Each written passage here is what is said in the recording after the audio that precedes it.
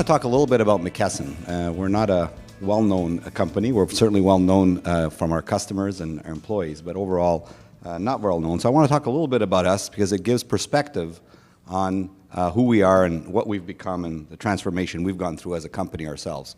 So about 10 years ago, our CEO, who's currently our CEO and chairman of the board, had a vision for the company. And it's this vision here that today we're deploying. And it is to bring together three things: clinical knowledge, and our company has a tremendous amount of clinical knowledge in our company; process expertise, which is our roots. As a company, we're 175 years old, and our roots are in process execution and expertise. An operationally excellent company built around distributing drugs around the world. We're the world's largest distributor of medicines, and we are the largest here in Canada. And technology. We have a tremendous amount of proprietary technology.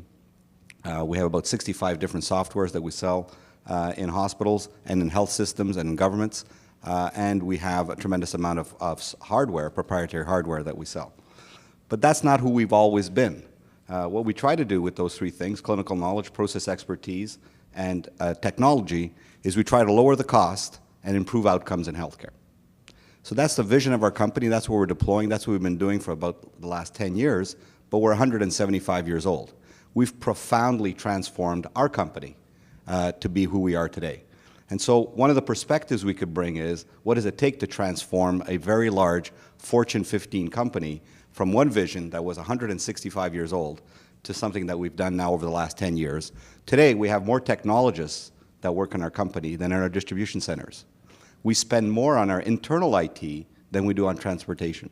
So we've profoundly transformed our company, and we could provide some of that perspective in terms of the transformation that has to go through in healthcare. And then, as we've transformed the company, we now find ourselves at the center of healthcare, because we provide services, we're a healthcare services company, to all the participants in healthcare. So pharmacy, our roots, obviously, we continue to provide services to pharmacy.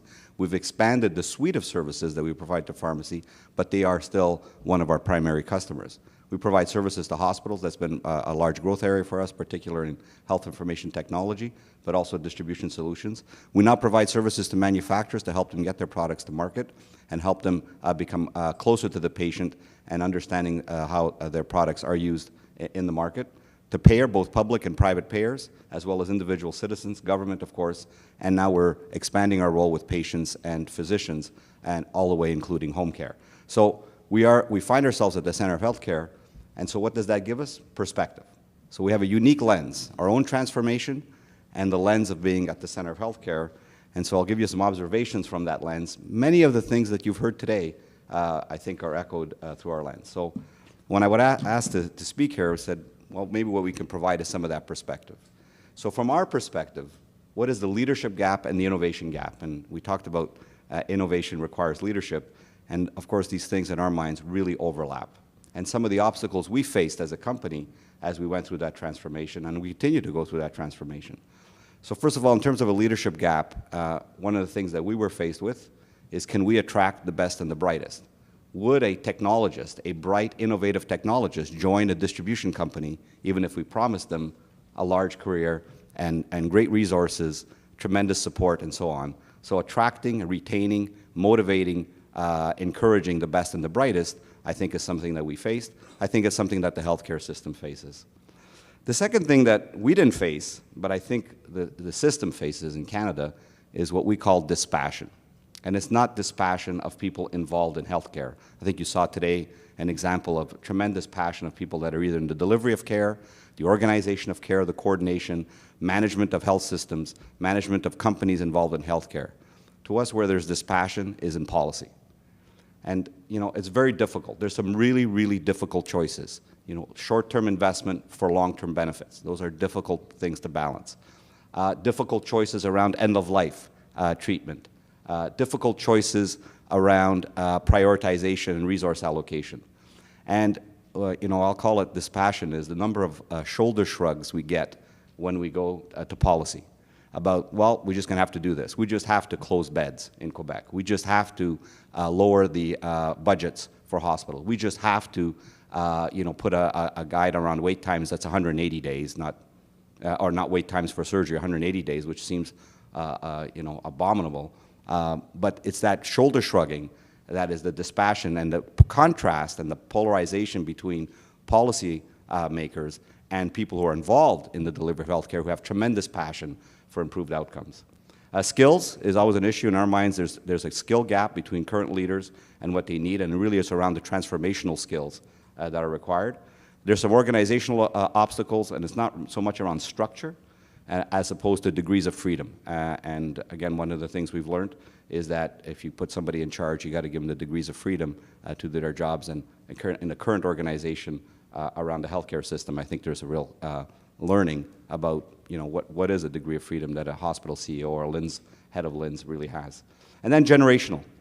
I think given things like social networking, the gap between the current leadership and the emerging leadership, I think is fairly wide, and it's something that we're currently facing as a company and trying to deal with. And then in terms of innovation, again, lots of overlap. Change management, we've heard a lot about that. It's not really around innovation. We believe it's around innovation adoption. We have tremendous amount of innovation. Our obstacles are really around adoption, and in our minds, the key obstacle to adoption is not only the interest in change management, but the capacity and learning and skills around change management. Of course, we heard today also siloed versus integrated. We certainly believe a lot of our solutions are around an integrated delivery of healthcare versus the current siloed way to do it. The third one is our CEO wrote a book called Skin in the Game, so I had to have a plug for him and his book. But we certainly believe that as a management team, that skin in the game in this case means that the patient has to have a skin in the game. It's a transformation of the patient from a patient to a consumer, a customer. And I think if we can help that transformation, that customer will demand change, will demand innovation adoption, will demand a lot of the things that are required. Now, again, back to our roots, we think that a lot of what I heard today and what we heard today is around the innovation to deal with supply. So innovation around the delivery of care, innovation around the organization of care, innovation around the structure, and so on. And we don't think there's enough innovation in managing demand. And of course, chronic disease management, wellness initiatives, and all those things about managing the demand for services as opposed to the supply of those services.